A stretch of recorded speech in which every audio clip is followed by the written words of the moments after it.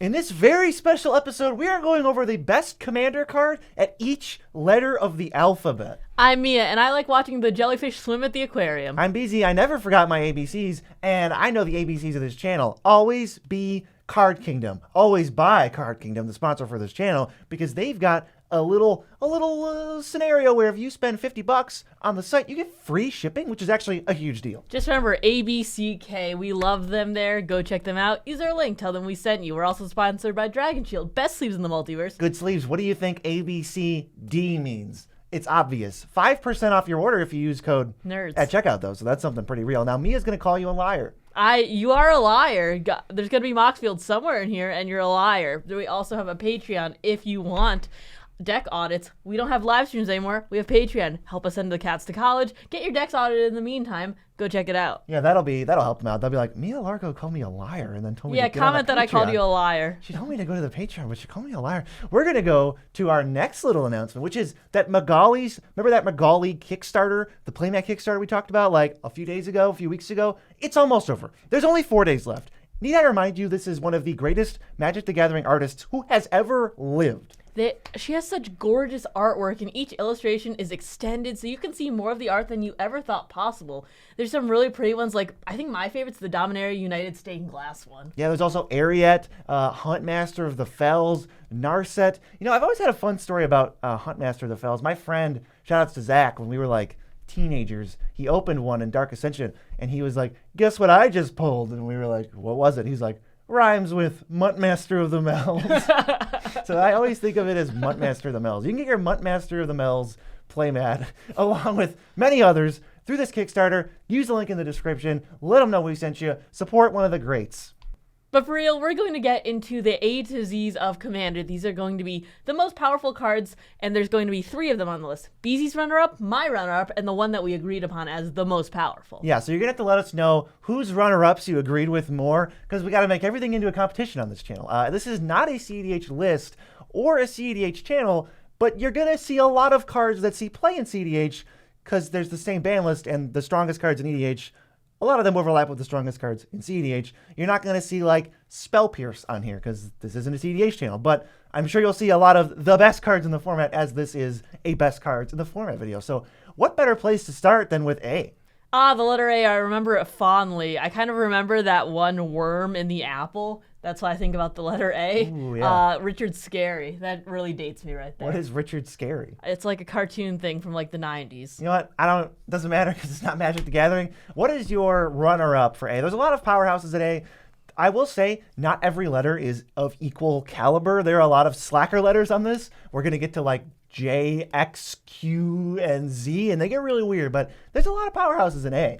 I think for mine, it's Arcane Signet. I mean, it goes into almost every commander deck. It's like a 2-mana rock that comes down immediately, can tap for any one of your commander's colors, and just being able to use that for 1 mana is very powerful. Yeah. So. I'm going to go with Ad Nauseam for mine. This takes quite a bit of building around, but as our CEDH folks can attest to, if you build your deck and really cut the curve down so that a lot of your spells are cheap, this kind of just reads like draw 10 to 15 cards. Ad Naus is very powerful. I've definitely used it in a few decks, and it brings the heat, but I do think Arcane Signet can slot into a lot more decks, and it just is overall is more powerful in every average deck. Yeah, but I think for our number one, definitely we could agree on this one, Ancient Tomb. Taps for 2 mana and you take 2 damage. This is kind of just fast mana. I kind of lump it in with some of the fast manas like that we'll get to later, I guess, because they're also some of the better cards. But for 0, just going up 1 mana every time you tap this by taking 2 damage, I'm totally down. It's so powerful, and 2 damage is not a lot in Commander. We have 40 life. Yeah, so. This literally goes in any deck. I think, you know, maybe a 5-color deck doesn't want this as much, but basically anything else does. Yeah, anything you're playing Soul Ring, you can definitely play this too, and except for if you're just very heavy on pips. That's the only like caveat I'd really say here. Yeah, Bs. We're gonna move on to the letter B. There's a lot of lands at B, I will say. A lot of strong lands. There's a lot of blood cards, you know, the blood barons. I always say that B for blood is always like, that's the Rakdos territory, right? It's the blood stain, the blood crypt, the blood. It's like, if it says blood in it, you know it's a Rakdos card. So we have A is for apple, B is for blood. This is not a children's learning What is natural thing.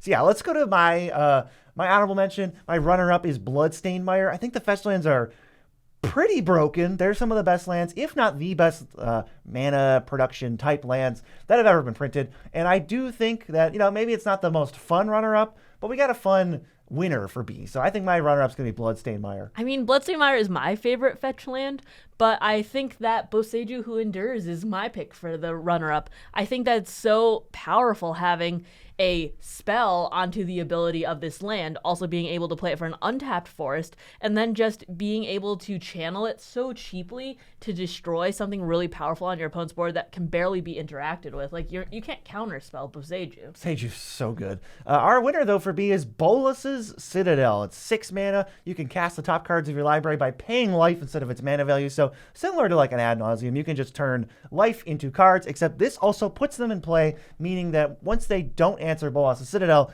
you're now playing other threats that they have to answer, but they never even answered the original one. So I don't know what they're supposed to do. I don't know how they're supposed to win, and you can even sack 10 things to make each opponent lose 10 life. That part is really juicy, honestly. Very relevant. That's come in clutch a few times. Usually it says, like, if you get to the point where you're almost winning, you can just sack your whole board to kill everybody. That's so good. On to letter C. C in this case is for cat, because if you can see on the screen below us, there is a picture of Long Miso, and I just wanted to showcase that real quick. Yeah, he came up right before we started recording this, and Mia just picked him up, and he just didn't leave the ground. So I love that, and that's C is definitely for cat. What is your honorable, your runner-up? My runner-up is Cyclonic Rift. I think this is so powerful. It's a one-sided bounce, and if someone casts Psych Rift, usually it means they win the game right there, or they're very close to it. Yeah, or, it's also a not lose the game button, which is why a lot of people think that it extends games, because even if I have an empty board, I can still wipe all your guys' stuff and just not die. That definitely contributes to the power of the card. My honorable mention is definitely a mistake. It's just a complete mistake. Command Tower is just an untapped rainbow land, not even an untapped dual land. It's an untapped land that realistically can go in every single commander deck with absolutely no downside whatsoever. Monocolor decks don't bother most of the time because there's no upside to playing it, but in every single other deck it should be in. It is in. It is the strongest, possibly the strongest color producing land in the format. And there's no downside to tapping it. It's not like Mana Confluence or City of Brass where you take a damage or something. Yeah, there's just no downside. Obviously they can't keep printing cards like this, so anyone who thinks this card shouldn't be banned would also have to agree that they can't make more Command Towers. It's not a doable thing. Command Tower 2. Command Tower 2. This time it's Scry's 1. Personal. This time it's personal. What is our C card? Our C card is Chrome Mox. This is a piece of fast mana. Mm-hmm. You imprint something on it, and it could tap for anything of that card's color that you imprinted on it. It's good. It's really good. It's fast mana. This helps you get out under all your opponents and cast 3 drops or 2 drops on turn 1 if you start chaining multiple pieces of fast mana. Chrome Mox is truly busted. Definitely deserves to win the C category. But we're going to move into the D category.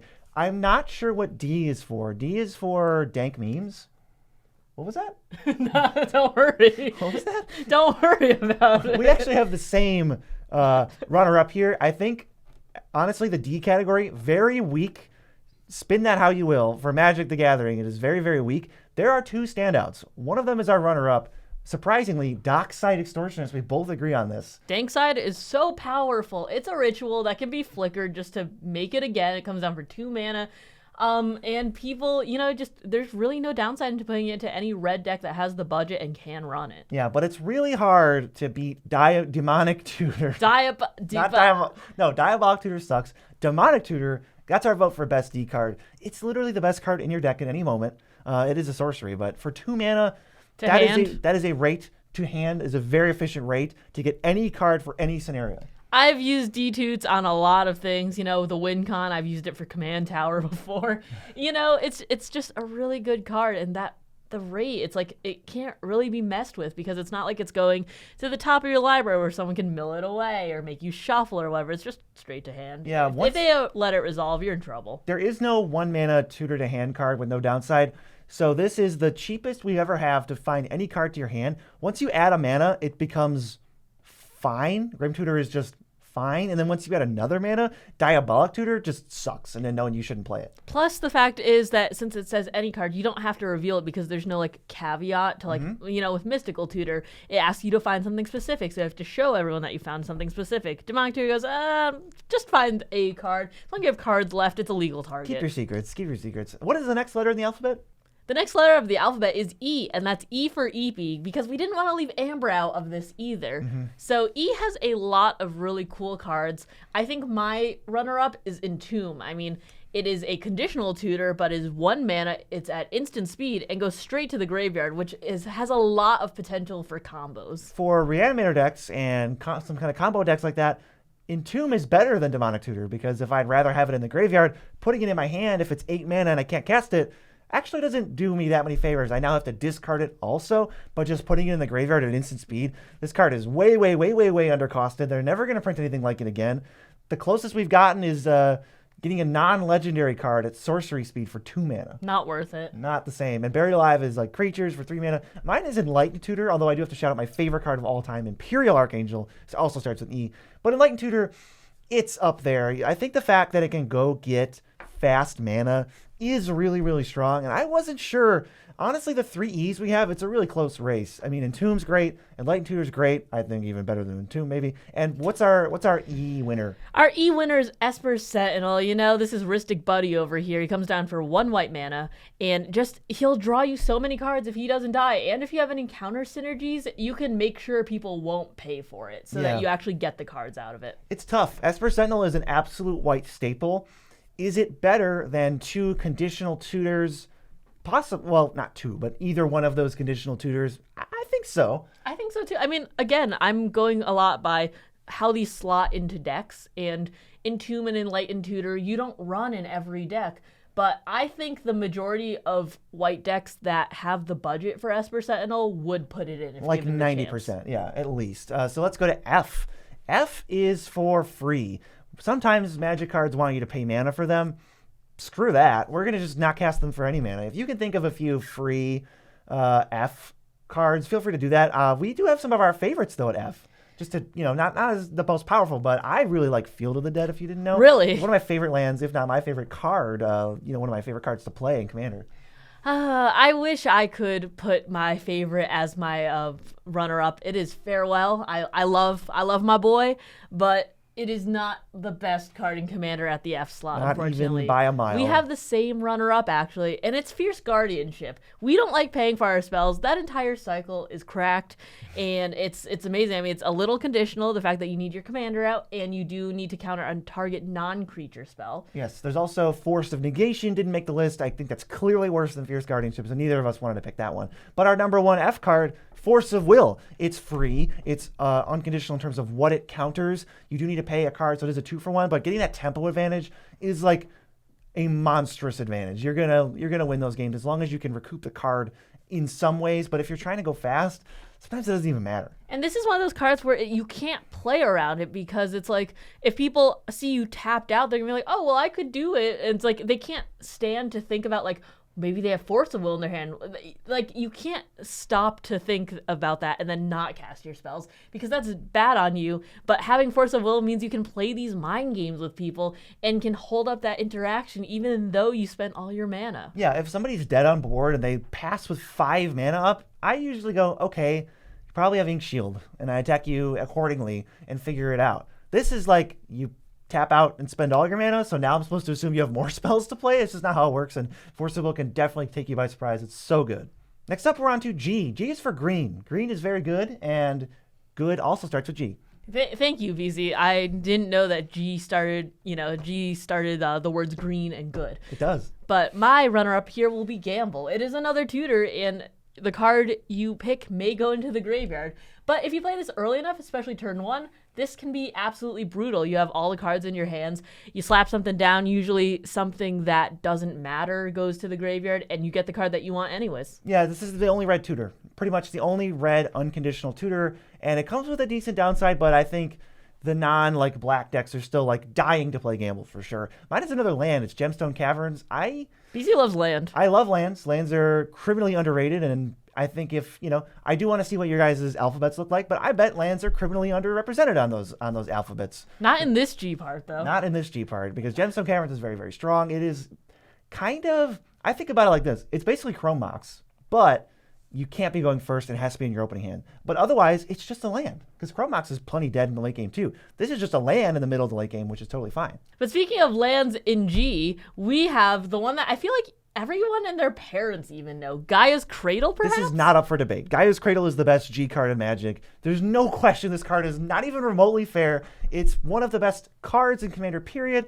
I think it's probably like top 4-ish. As soon as you have 2 creatures out, Gaia's Cradle is already one of the best lands in the format, and that's kind of lowballing it. Gaia's Cradle is one of those lands where I don't mind using targeted land removal or just land destruction in general on it, and if you think that's unfair, then that's on you, because this is not a fair land. No, it's one of those lands where you have to use targeted land destruction or removal on it, which begs the question, doesn't that seem like a card that qualifies for being banned? Maybe. I think just because it's on the reserve list, it's the only thing keeping it off the ban list somehow. But Gaia's Cradle, while you're legal, you're the best G card.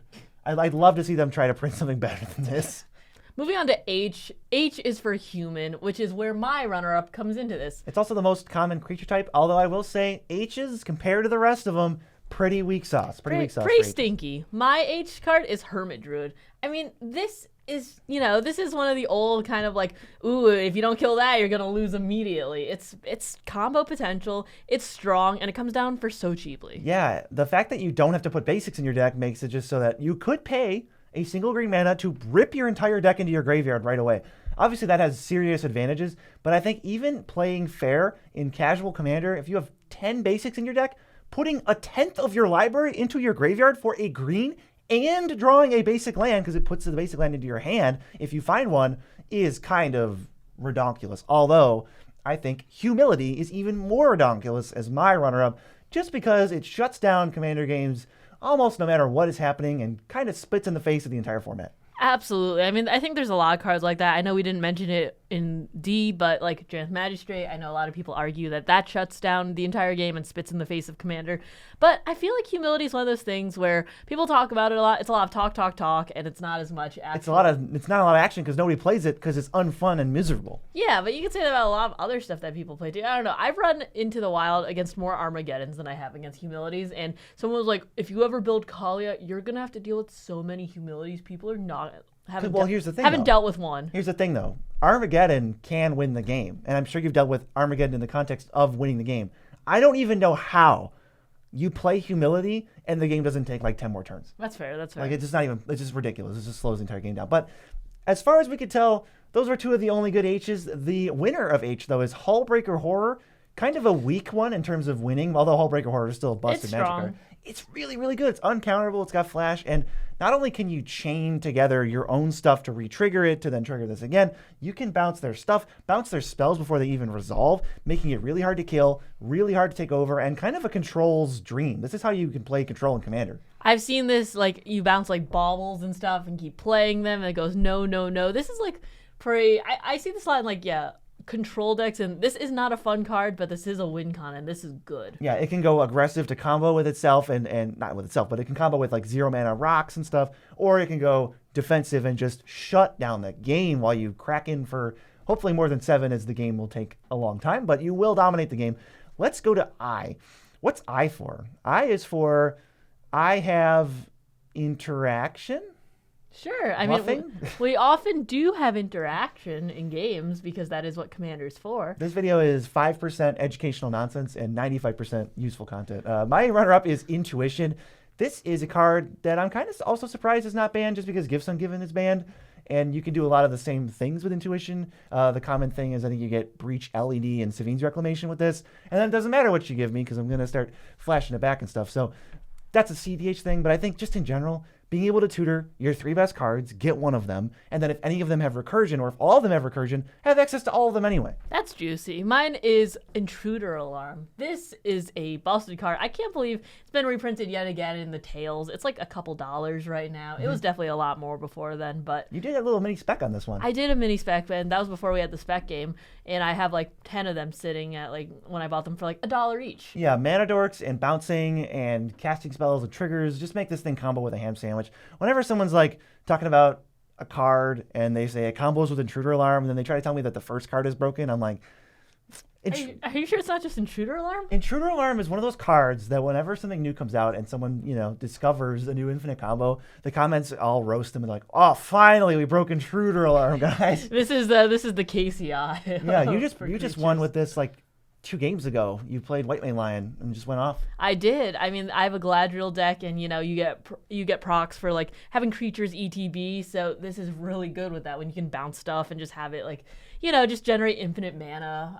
I can spit out my entire deck with it. It's a really good card. Oh, by the way, mine's Intuition, still better. Make sure you still vote for my eye. No. But I think kind of also uncontested at the winner slot, Imperial Seal. This is a tutor right to the top of your deck. You lose some life. Oh, well, finding a card, putting it on top is card disadvantage, but it's just the mana cost. That's as low as a card can cost in the positive integers. Pretty good. I'm just happy to see it at sub $100. When I first heard about Imp Seal, because it was like the Judge promo and then the original like Portals. Yeah, printing. It was like the cheapest one was like $600 or something. Honestly, right? It just wasn't even a Magic card. That was just not a card anyone could afford. It didn't really exist. There was very, very few of them. So now that it exists and it's seeing play, it's fantastic. All right, now I do have a challenge as we get to the letter J, which is a terrible letter for Magic cards. There are 2. There are 2 very good J cards for sure. Without looking, I want you in the comments to name 2 other good J cards that are not the ones we're about to mention. Pause the video after this. Video, put it down. You know the 2 we're talking about, or skip to the end and then pause it. But Jewel Lotus is our joint runner-up. It's good. Jewel Lotus is fantastic. It cheats out commanders. It can only be used for commanders. That doesn't matter, though. It comes down for 0 mana, gives you 3 mana for your commander. That's usually enough for people to cast most of their commanders turn 1, unless you have a ton of pips or something. Yeah, there is a very steep drop-off with this card late game, though, because it's only very, very relevant on the first, 3 or 4 turns. After that, it's like, unless you have a 7-mana commander or something. But after that, it's like, I cheat commander tax on my commander. It's pretty good, pretty efficient. But once your commander's out, this card basically doesn't do anything. So it's very, very good early. I don't know if it's the best design because it really puts a lot of pressure on you to have it early. And then it's kind of more so a blowout than it's never really fair. And, it either sucks or it's amazing. But Jewel Lotus is good. What's our winner? Our winner is Jeska's Will. I mean, this is 3 mana. You can either exile the top 3 and play them, or get a bunch of mana depending on your opponent's hand sizes, or both if you have a commander out. Which is likely. And that's just such a good value. You're usually going mana positive with this spell. You usually get, all the card advantage if you can access both modes. It's overall, I'd say, one of the best red spells in the format. It is, because red spells suck in the format. So we got Dockside and Jeska's Will, and then, I don't know, you know what? There's another one we'll get to later, but there's 5 good red cards in Commander, and they end up pulling a lot of weight for red. So Jessica's Will is great, but yeah, please let me know of any other J cards you can think of, because there's really not too many. K, though. K is for colorless, because there's a lot of colorless shenanigans at the K range. Does that make sense? Yeah. K's for colorless, but not my card. Like a Mortal Kombat, the Mortal Kombat colorless. Thank you. My card at the K level is Kiki-Jiki Mirror Breaker. This is going to make a copy of non-legendary creatures. That gets stupid, especially when you can put this down and it can tap immediately because it has haste. Oftentimes you'll find Kiki-Jiki making infinite copies of something like Village Bellringer, or Restoration Angel, or Felidar Guardian, or Pestermite, or Deceiver Exarch, or really just a ham sandwich. This thing goes infinite with a lot of stuff. And you can even play it on Solemn Simulacrums to get value. The effect is really, really good, but that is the only card with a color identity on it on this list. What about you? My K is Kozilek. Which one, you ask? Butcher of Truth. Great Distortion is very, very strong, but we're kind of talking about the 99 here, if that wasn't sort of obvious.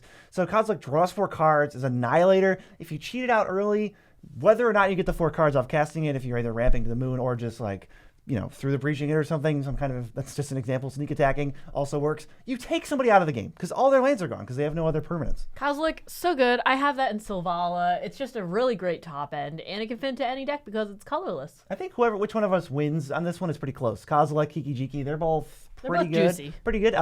Is our K winner? I mentioned this a little bit earlier in the list, but is KCI, our Clark Clan Ironworks. You're going to sack an artifact, and you get 2 mana out of it, and this is just like, everyone's like, when people mention the Nuka-Cola vending machine or something, they're just like, you could sack, something with the extra treasure and go infinite. Yeah, Academy Manufacturer. It's like, oh, we finally broke Clark Clan Ironworks. It's like, it's KCI that's the broken one. Let me just point that out real quick. Clark Clan Ironworks has been breaking cards, and it's banned in Modern for decades at this point. Sacrificing Mirror Retriever effects to loop with other Mirror Retriever effects and Scrap Trawlers and 0-mana baubles is a tale as old as time. It is very, very strong. Sacking clues to crack other clues, even in the janky areas. This thing is busted. It's very, very, very good. Clark Clan Ironworks kind of demands an answer no matter where it is. Yeah. Next up is L. L's is for the big, giant, fat L's you take when you play against nitpicking nerds. That actually is true. We have a pretty good combined win rate at cons, and we do not go... Individual win rate, too. Yeah, and we do not go easy on each other. We actually try and kill each other first. But my L in here is Limdul's Vault. This is an instant. This is blue and black. And basically it says you can pay 1 life as many times as you want and put your best card on top. So, yeah, this is a very, very good annoying card.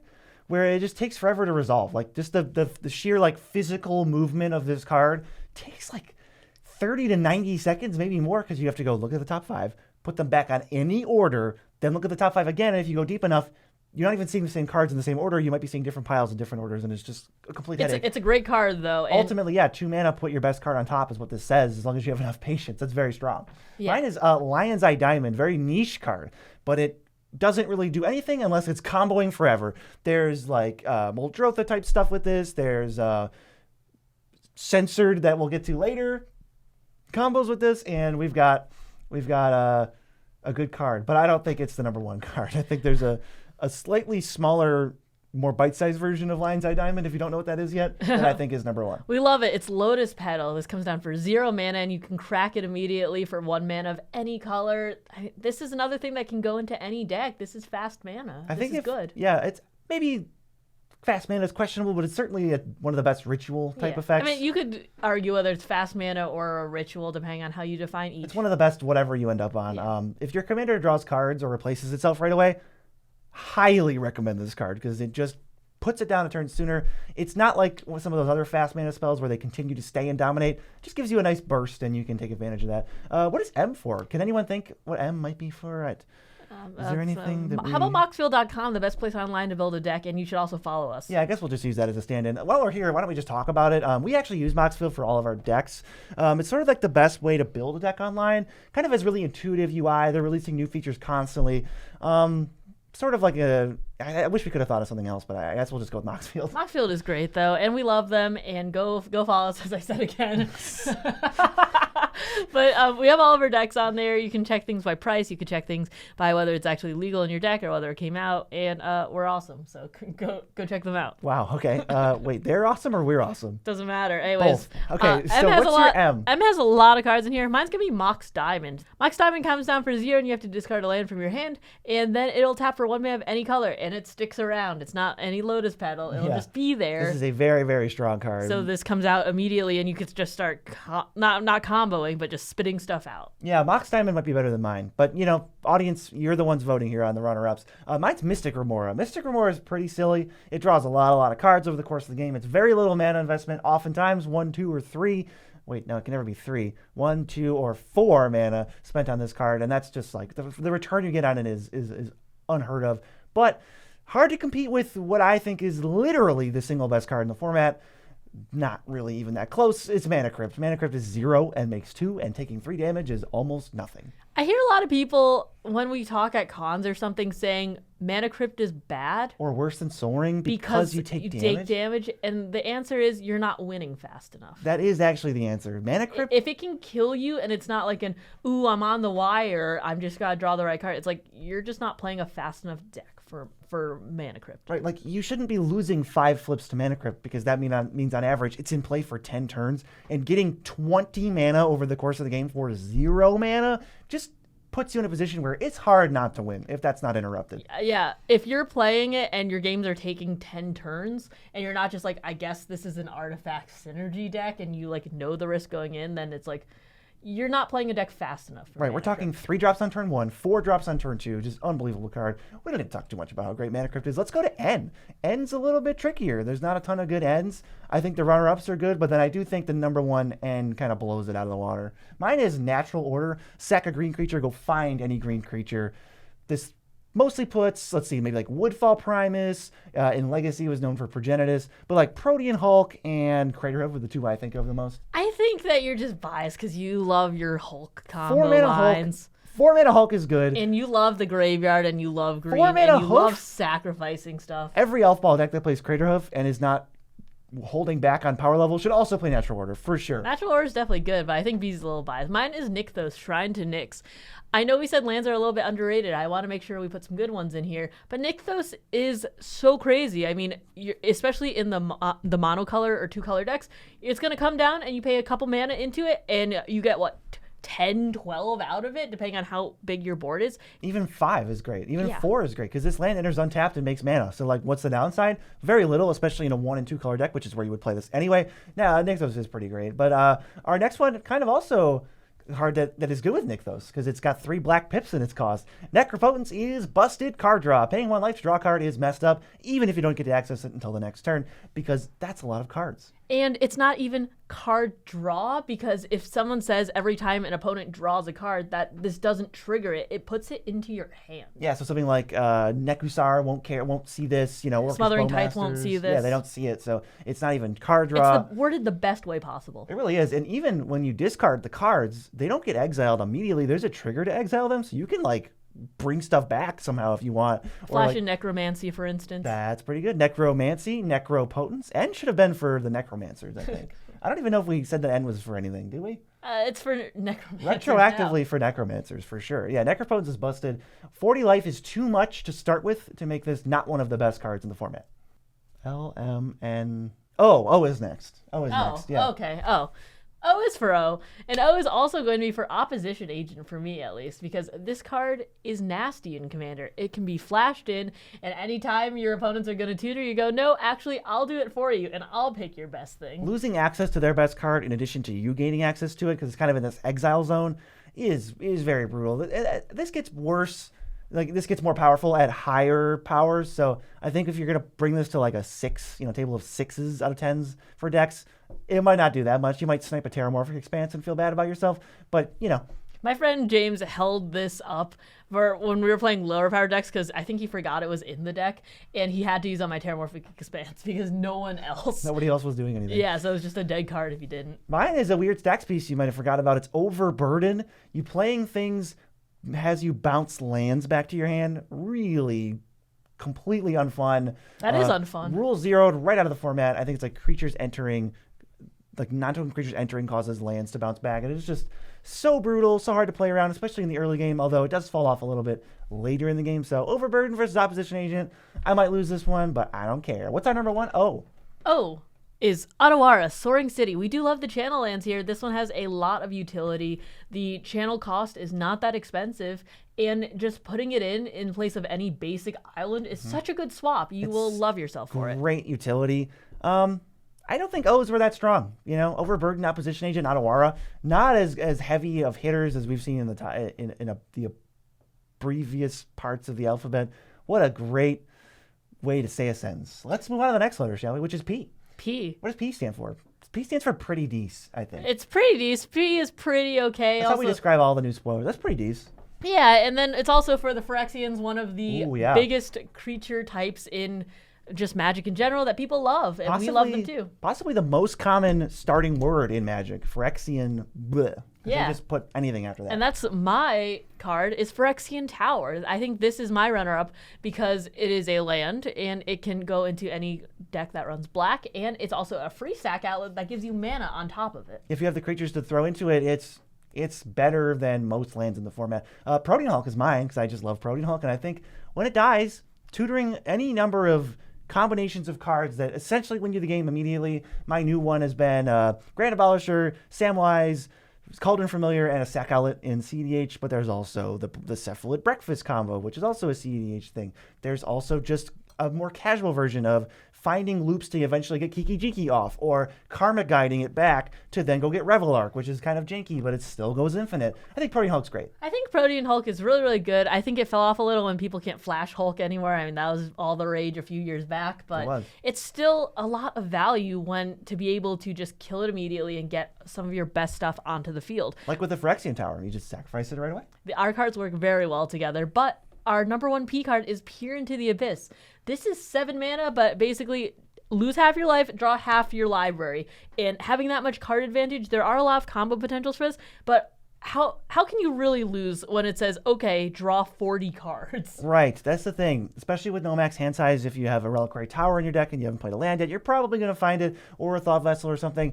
This is generally, I don't want to say this is just because it's a CEDH card where you poop out 6 fast mana spells after that and then you play your combos. I think just in regular Commander, this is a card that's kind of avoided because it's so strong. Because drawing 40 cards and then just passing, that's not the most winningest, play in the world. But if you're not dead immediately, how do you lose? Yeah, how do you lose that game? And even if you have to discard, keeping your 7 best out of 40 cards, half your library, you should, at that point, even if you're not just comboing out, as BZ said, with fast mana, you'll have at least 7 mana the next turn to do stuff with, and that's usually enough to set up a winning board state, or at least set yourself up to win within the next turn or so. But we all play a bunch of free spells in our decks. We're talking like Deadly Relics, maybe even like Obscuring Haze, Deflecting Swat. You can fire some of this stuff off, hold up some of it so the turn you play it after you draw half your deck, you still have it, or like Solitude, something like that, where you're still not defenseless just because you drew and then passed and that's not even a budget thing either, because there's like Misdirection. That's a couple dollars. Yeah, foil's 5 cents. So you do have the option to have free spells no matter what your budget is, and drawing 40 and even keeping 7, that's an amazing rate. Let's get to a weird letter. This is Q. What Q is for? What is Q for? I'm not sure if Q is actually for a letter, but Qs are stinky in general, and you heard it here. The Qs are stinky. We are going deep. We are going deep on these Qs. Mine is Kasali Pride Mage.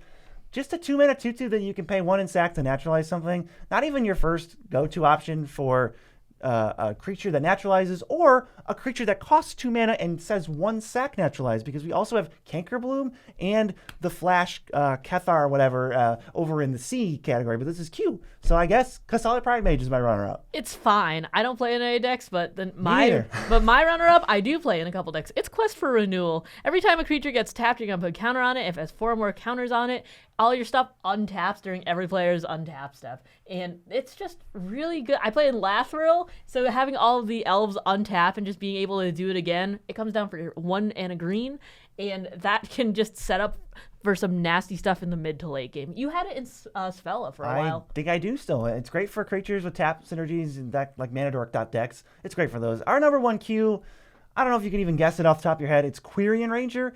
I also think this is number 1, not close, which should show you how meh the Qs are. This is Return of Forest, untap a creature once per turn.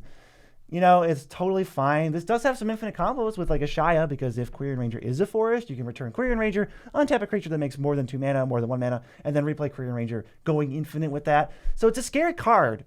It's just not, it's like very, very specific. Qs are fine. They're kind of an elf ball stinky, thing, yeah. So...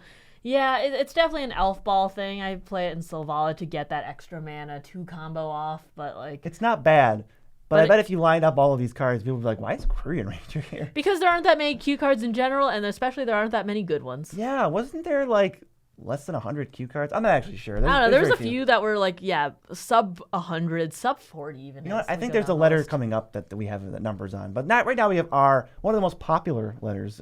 In Wheel of Fortune, they always give you R, S, T, L, N, E for the final puzzle. And R maybe is the most popular because they listed it first. Who knows? Sure. You know what? I don't have enough data on that to dispute it. So yeah, sure. I'll agree with that until proven wrong. Before people correct me, R, I think maybe is the most popular consonant because E is the most popular letter. Okay. So get off my back, comments. I think it also just means in general, in terms of like, not with things that they start with, but just letters that exist in words. There's a lot of double R's general. out there. Let's get to our Our runner-up, because runner-up. they are the same card. It's Reanimate. This is 1 mana, get back a creature. You lose some life. That's okay, because the mana advantage we're getting out of this is absurd. Oftentimes, you're getting back a 6, 7, or 8 mana thing. You pitch something really big into the graveyard. I've done those with Kalia a bunch of times, and you bring it back. The turn 1 Villas, really juicy. Well, our number 1 card, you may have heard of it, Rhystic Study. Not much to be said about this. It's one of the best card drawing engines in the format. It can win you games just because people make bad choices. I think this is one of the most game ruining cards because I don't like losing because people don't pay. So when pay your taxes is what I'm trying to say, but this is so powerful because it just sits in play, and if you don't kill it immediately, and you don't pay your taxes, they're just gonna win passively. It just takes one. It just takes one opponent to think they're hot stuff and never pay for this to basically fuel your win. Yeah, or just one opponent that is like BZ who just loves, baubles left and right. It's like, okay, well, I have 15 spells to cast. I don't have 15 mana. Well, I just don't cast those spells. I just be sad in the corner. So next is S. What we gotta say? What does S stand for? S stands for swamp, right? Sure. Obviously. Yeah. S is for swamp. Swamps are in a majority of black decks. These S's are pretty stacked. I think this is going to be an interesting battle of the runner-ups, but the number 1 is pretty, solidified. Cut and dry. We'll get to that. Actually, we'll just say right now, Soul Ring is the best S card. Ring's so good. Have you heard of it? It's the best fast mana, maybe aside from Mana Crypt, and it's very, very good. It's fast mana. Just don't say it's not fast mana because it's $2. I will challenge you. Last time I checked, fast mana does not include price. Yeah, the definition of fast mana does not include a dollar sign. But our runner-ups battle is very interesting. Mine is Survival of the Fittest. Just a nuts thing where you just discard creatures to go find your best creature at any given moment. You can just keep doing that. You can discard a dork to find an 8-drop to then discard to find a reanimate thing. It's very silly. My S is Skull Clamp. I mean, it comes down for 1 mana. You equip it, and the creature gets +1, -1, and when it dies, you draw 2 cards, which is so many cards for the amount of mana that you're actually throwing into this thing. So it's really good because you either put it on something that that you want to hit with people, and then they won't block because ooh, well, that's cards if I block and it dies. Or you're just a token deck and you clamp things immediately and just get 10 cards out of it for very little mana investment. It's a great card. It's been reprinted 10 billion times in a ton of precons and still $10. Yeah, Skull Clamp is funny. I saw a comment, I think it was on our channel, and it was just Skull Clamp's great, but I wouldn't know if I'd classify it as broken. And I actually think Skull Clamp might fall into the category of cards that are most classifiable as broken because it received a last-second untested rules change. Instead of giving +1/+1 or whatever it was, they're like, oh, we got to make this worse. So then they said +1 -1, not knowing that was even better than the original design. That's so good. Arguably, this is one of the most broken cards, just in terms of oopsie-daisies. Yeah, Skull Clamp can really go into any tokens deck, and just a lot of decks where you have a lot of disposable things. If you have free sack outlets, the Viscerous Ear decks, then it's you can just trigger that immediately, even if the creature won't die from the -1 debuff, I guess you could call it. Yeah, very high ratio of oopsies to daisies on Skull Clamp. All right, shout outs to letter T. I do know what T stands for. T stands for what I incorrectly evaluated Phyrexians as, which is the most common first word. The actual most common first word in Magic has to be the. So T is for the. There are a lot of things that start with the. I don't know if I could name too many. There's the Book of Exalted Deeds. Can you name one that starts with the? I mean, are we allowed to say what we're... No, okay. You can't. You can't say that one. Okay. The Ruinous Powers. Yeah, that's a good one. A lot of universes beyond. I'm trying to think of Fallout stuff right now. The Vault. The Vault. No, they're all Vault 101. Yeah, there's also a lot of times in Magic. Anyway, mine's Thassa's Oracle. It's a really dumb win condition that requires very little of you. There's a lot of ways to empty your library. I can't really think of any. Well, I can because it's my runner-up. It's Tainted Pact. It's 2 mana. It's an instant, and it basically says put your best card or whatever card you're looking for into your hand. You do it one at a time.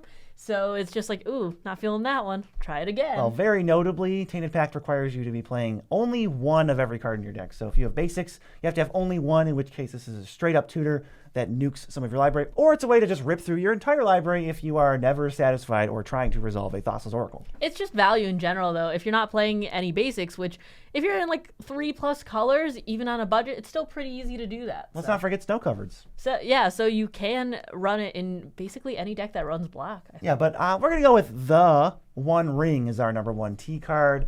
Just It's good. silly. It's too good. It's colorless. It goes in every deck. It draws cards. It protects you the turn. You cast it from dying in most ways, and it's sort of unmatched for how many cards. It's so good. It's like you don't even need proliferate synergies or whatever. This will sit around. It's indestructible. It's so hard to kill unless they have like a Haywire Might or they make you sacrifice an artifact or whatever. And it'll just draw you too many cards. I think I died to this once, and I was happy because I drew 15 cards off of it in like 5 turns. And you were arch enemy for the entire game. Yeah, it's amazing. If you have the budget for this, this goes in your deck. If you need card draw, unless you're trying to power it down. Yeah, next up we got U, and U stands for you, because this channel wouldn't exist without you, and we appreciate it, especially our patrons who help literally give us money from their pockets to fuel the job that we do every day. Mia's transferring to full-time very, very soon. We love you guys, so thank you. We love you. There are a lot of great U cards in Magic, and my runner-up for this is Urza, Lord High Artificer. This is such a nasty card, but whether it's in as your commander or in the 99, basically all of your artifacts can tap for 1 blue mana. Every artifact deck should probably play this card. And it's just, whether you have this in a really nasty deck with like Winter Orb, or you're just using all of those treasures for actual mana and you don't have to sack them for it, this just turns all of your artifacts into Mandorks, and that's so nasty. Yeah, mine is Urza's Saga. Urza's very popular character. I think Urza's Saga, as busted as Urza is a little bit better because finding Soul Ring, finding Mana Crypt, while making mana and potentially making relevant bodies that if your deck cares about that, you can do. It's totally optional. But just coming down and then tutoring for a mana rock that basically turns Urza's Saga into Ancient Tomb, if you look at it that way, I think is just beyond belief. It's so good. But it's not our best one because our best one is sort of a combo card, and we alluded to it several times because it's just that good. It's one of the best red cards, possibly number 3, Underworld Breach. Your stuff has escape, and the escape cost is too dang low because that makes it very, very repeatable. Grinding Station, Lotus Petal, whatever, Lion's Eye Diamond, even just random crap that you had laying in there. This just serves as a Yawgmoth's Will. You make a ton of mana, and you could put that into something big like Torment of Hailfire or Crackle with Power, and just kill your opponents. You know what's dumb? The problem with this card really is just that when you cast something, it just goes back to your graveyard. It doesn't get exiled when you cast it. That's what it needed to say. Because if I have a Mana Geyser or something, I can nuke my graveyard enough times, just escape 3 over and over, Mana Geyser over and over, and then fire off some kind of Comet Storm. Yeah, it's just, there's so many X spells that you can pay into in the red wheelhouse where this can just play into it and just kill your opponents way too easily. Yeah, it's super, super silly. Weird Magic card, Underworld Breach. But we're going on to V. V is for Vendetta. Yes, There's a Magic card called Vendetta, right? So. Oh, there actually is. Yeah, I was thinking about the movie, but yeah. Which is funny because I don't really watch movies. Fun fact. No, because if it was for that, I would say V is for Vendetta. Nice. Because that's the movie. Yes. The movie's not called Vendetta. That'd be silly. I don't want to be here anymore. Anyways, our runner-up is Verdant Catacombs. The fetch lands are really, really good. There aren't a lot of good cards in this V section. Yeah, fun fact about the behind the scenes of this video, there's a lot of slang that is just a letter that we've had to cut out already. And we've made a mistake in almost every single letter. And so the cards that start with V, if that gives you any hint, are not very strong. Vampire Tutor is the number 1 by a lot. It's a very, very busted tutor. I don't think we need to spend time talking about how great it is to find your best card on top at instant speed, no less. Imperial Seal Sorcery. Yeah, only 1 mana. It's so good. You just wait till it's your turn and you go, oh, I'll draw that. That's cool. Yeah, it's a top 10 card in the format. Let's move on to W. What do you think W is for? Weezer. The band? Yes. Carl? Yes, Carl. Carl Weezer. Wow. But W has a few good cards, and my runner-up is Wishclaw Talisman. It is a tutor that you can use multiple times if you can make sure it stays under your control. If you make sure you get it back. Yeah, or if you have an opposition agent, as I mentioned as one of my runner-ups in O, then you can just give it to someone else and then oppo agent them when they try and use it. Because when you activate Wishclaw Talisman, you go and find opposition agent, then you make a deal for them to give it back to you. So they activate it, giving it to you, and you respond with opposition agent. which, you lose a friend, but you gain a card. And they never said you couldn't do that in the deal. So if you're going to make deals, make sure they're a little bit more sturdy. They should have read the fine print. Mine is everyone's favorite infinite mana outlet. It's Walking Ballista. As soon as you make infinite mana, or just a lot of mana, or if you're in a +1/+1 counters deck of any kind, stick them all on Ballista, and that's how you win the game. But our number one for W is another tutor. It's Worldly Tutor. We like creatures. We like finding our best creature. So why wouldn't we like it when it's stapled onto a card? Yeah, if you want any more explanation past that, you're not going to get it. We're going to go to X. X is for not much. There's not a lot of X cards. There's actually, fun fact, only 25 Magic cards that even start with the letter X. The pickings are slim. The pickings have never been slimmer. Quite literally, our joint runner-up is Xenagos, God of Revels. It's cool. just a pretty good card. It's literally one of the only functional X cards. He's fine. He's a cool guy. He's indestructible. He's Gruul. That's pretty Wait, cool. Is he cool or is he Gruul? He's both. I mean, that's a pretty cool color identity, right? Gruul enjoyers, thumbs up. But our number one X card is Xander's Lounge. I mean, this is a Triumph. It Triumphs cycles. are okay. Yeah, Triumphs are fine. We like lands. They're underrated. You can only find them in 3-color decks. This is a pretty new Triumph too. Only came out in Streets New Mana. It's cool. This is one of those cards that when you line up these 26, if you mix them up, people will be like, okay, Xander's Lounge? I don't know what this list is Next anymore. to Mana Crypt? Yeah, what is happening? Okay, and now Y is for you, because this channel wouldn't exist without you, and we appreciate it, especially our patrons who help literally give us money from their pockets to fuel the job that we do every day. Mia's transferring to full-time very, very soon. We love you guys, so thank you. We love you. There aren't a lot of Y cards in this section either. I mean, we're going down to the bottom of the alphabet, and so there's just not very slim pickings. But we also have another joint runner-up, and it is Yavimaya, Cradle of Growth. Very good and card. Peasy wrote Cradle of Growth on it. Oh, I did write Cradle of Growth. This is not G, this is Y. Yavimaya, Cradle of Growth is a great grenade of a land that guarantees guess how much great green mana. Great green mana for Grevery run. Okay, our actual Y number one is Yawgmoth, Fan Physician, sacrificing creatures, even proliferating, protection from humans. That's kind of cool. Playing -1/-1 counters on stuff, drawing card is cards. so This does a good. little bit of everything. And one of the best sack outlets in the format. It's not an infinite type of sack outlet because it costs a life, but its card draw is almost unmatched. plus, I love this in my Attracted deck because of the staple on Proliferate. Plus, just having that card draw, the sack out, and just being able to kill other people's creatures by putting -1/-1 counters on them. That's really good. Yeah, time for our final letter. Normally we don't say when it's our final card, but could you guess that Z is the final letter? Z is for very, very few things. It's for Again. BZ. Yeah, there is a Z in BZ, if you guys didn't know. BZ is my initials, and BZ is just a spelled out version of BZ. So Z stands for my last name. Yes. But for the card that I picked that starts with Z, it's Zagos Triumph. It's a Triumph. It's a Triumph. There's not that many Z cards. What's yours? My Zulaport Cutthroat. It's a decent little Aristocrats payoff. I think this beats Zagoth Triumph, but it's probably unfortunately close. Our number one card for Z's, Zakama, Primal Calamity. It's a big monster. Whether or not, I'm not really counting this as commander, but when you just cheat it out or cast it very early, get the trigger as long as you cast it, untap your lands, could go infinite with stuff, kind of a board, dominating presence, not up to the caliber of these other cards, but it's very funny. Chris, if you have extra time, our editor Chris, why don't you throw the full list on here and see, you at home can see what that looks like. Zakama is a good top end, but it doesn't fit into many decks because it is a chunky boy and it is Naya, which doesn't adhere to many people's color identities of their decks. So I hope you enjoyed our run through of the alphabet. Let us know if you want to do anything else with the alphabet, because we could list the best or the insert adjective here of the alphabet for Magic. So I'd like to go back to that if you guys want. For now, we're going to direct you to this video right here, and Mia knows what that video is. It's how to build a commander deck.